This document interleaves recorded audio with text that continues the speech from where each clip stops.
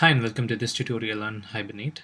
This is another one of those important tutorials. I'm going to talk about a concept that's fundamental to Hibernate, so make sure you try out the examples in this tutorial, probably watch the tutorial a couple of times so that you are sure you get the concepts here. The concept that I'm going to talk about in this tutorial is the concept of a transient object and a persistent object.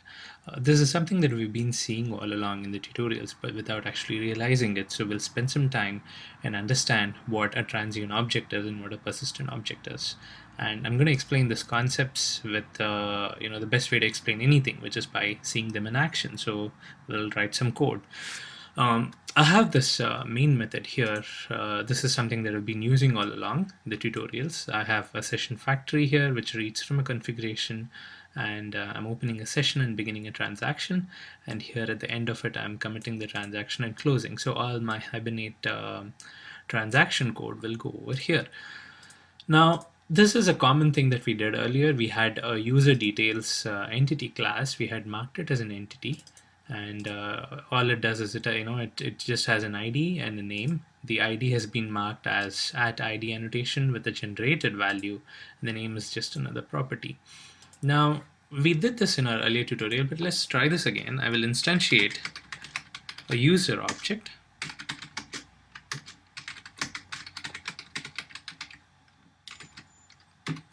and I will set the username.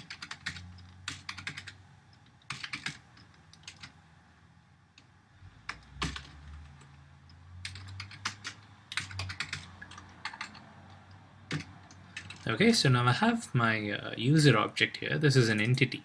We have defined this as an entity here. So I'm instantiating a new object of the user details class, and I'm setting a name to it. Now what I would do normally is I would have a session.save of the user here.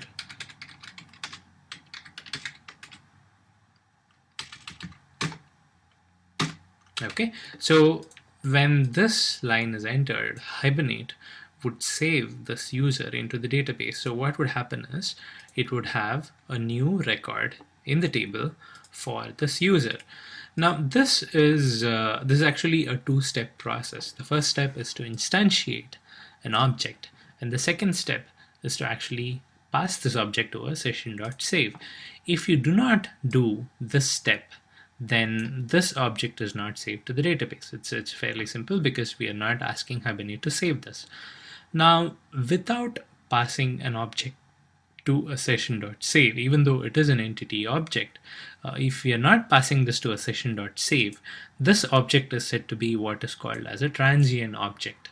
That means that this object is not persistent. It's not saved by Hibernate. Hibernate doesn't know that this object has to be saved. So that's a transient object.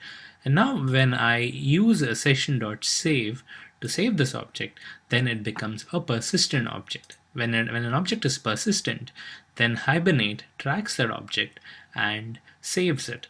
Now, what do I mean by track an object? Let's run a couple of tests to find out. The first thing I'm going to do is I'm going to mark this. I'm going to comment this out, so it's not going to do a session.save. Now what happens if I run this? Okay, before I run this, there's one more change I need to make. I'll go to the hibernate.cfg.xml, and I will mark this as a create. I'm changing the HBM to ddl.auto property as create. So I want the schema to be dropped. Right now, if I run this, it's going to have data of our previous example. So I'm going to remove all of that and create the schema from the scratch. So I'll save this file.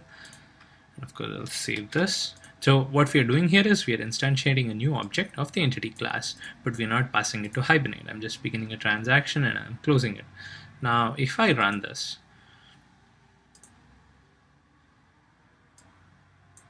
it is obvious what the result is going to be. There will not be any records. Now, if I do a session.save,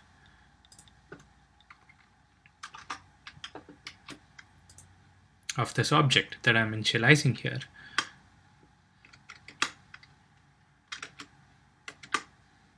and run this, now it's actually going to insert the value. So I can see a user record available here. Now, the interesting thing that I want to show you is this. Now, I've done a session.save, right? Now, what I'm going to do is I'm going to update the user object here after the session.save.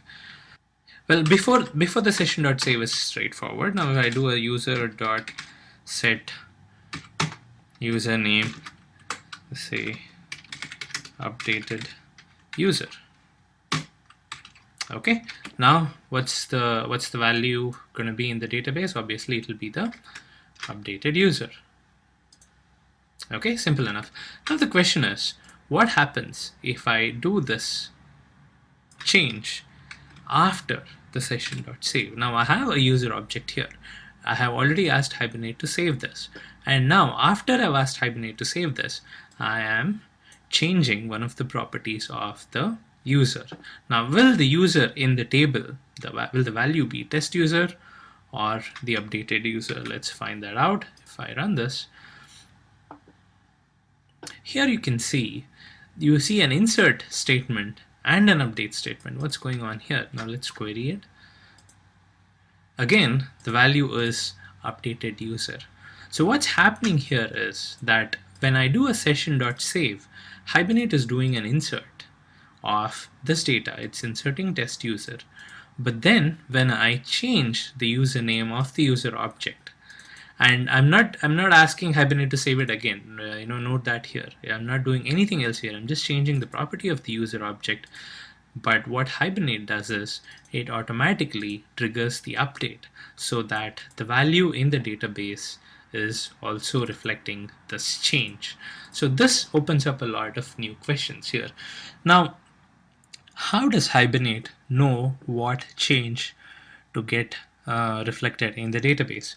The answer is that once you pass an object, an entity object, to a session.save, after that any change you make to that object will go as an update statement to the database. So whatever changes you make at the end of the program, once you commit the transaction and once you do a session.close, the last state of the user object is what's going to be the state of the database. So you might do 10 different updates here, but then the last update that you're going to do before you commit the transaction and close the session, so that last one is what's going to go into the database. So of course, if you have a different property, then the last update of that property is going to go in. Since I have just one username here, so it's the last update for that username. So what happens is that no matter what change you do here, whatever changes you make, it is going to do the update. Now let's update this one more time. Now I've set the username as updated user.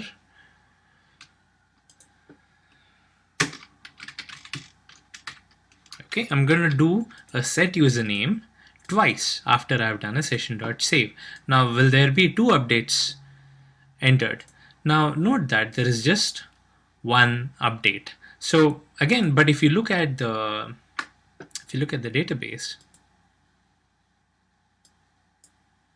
you see that the last value has been reflected, even though the update has been called only once.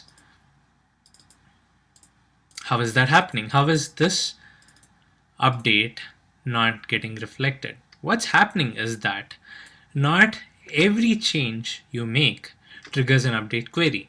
Now Hibernate intelligently detects what is the change that needs to go to the database, and then it figures out what is the least number of updates that need to be made.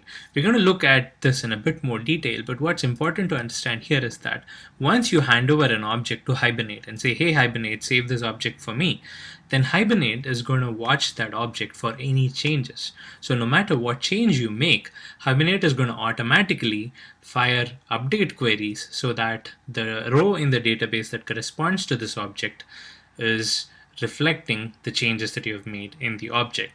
So that is the important difference between a transient object and a persistent object. Before an object is handed over to Hibernate, it is a transient object. Hibernate does not track this object over here. But When I do a session.save, then I'm giving the responsibility to Hibernate to make sure that the object state matches the database state. So no matter what updates I make to this persistent object, it is going to get reflected in the database. So here it's a transient object. Once I hand it over to Hibernate, it becomes a persistent object, and any changes made to the persistent object get reflected in the database. Once I do a session.close, it becomes what's called as a detached object. A detached object is similar to the transient object in the sense that Hibernate is not going to track the changes. And no matter what changes, no matter what updates you make to the object, it is not going to be persisted in the database. But a detached object means that the object was tracked by Hibernate before, it was persisted by Hibernate before, but now that the session has been closed, it is no longer tracked by Hibernate, and now it is in a detached state. A transient state is when it is not even, Hibernate hasn't even looked at that object. So it's a transient. But, once Hibernate takes up that object, it becomes persistent, and once the session has been closed, the object becomes detached. Now say I do an update here. I say session.user.setUsername.